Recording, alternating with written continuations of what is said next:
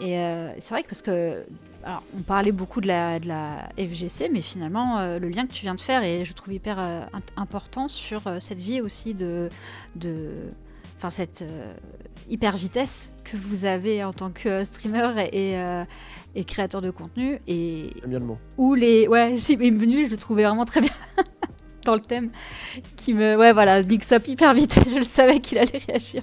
Je pense que c'est toi, Nixop, qui a dû m'inspirer en plus dans le fond.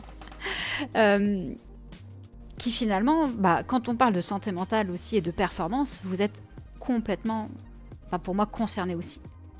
Ouais. Parce que la performance, quand vous êtes streamer, créateur de contenu, bah c'est aussi le cas. C'est une performance que vous faites.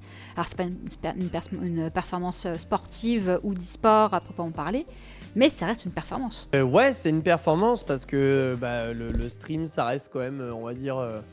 C'est-à-dire que je retire le setup et en fait, moi j'aime bien imager un stream comme une sorte de spectacle d'impro en fait. Sur une scène de théâtre de quartier ou de théâtre de boulevard, etc. Donc, il n'y a pas vraiment de raison de ne pas appeler ça une performance pour quelqu'un qui fait un spectacle d'impro qui a duré 1, 2, 3, 4 heures, bah, dépendamment.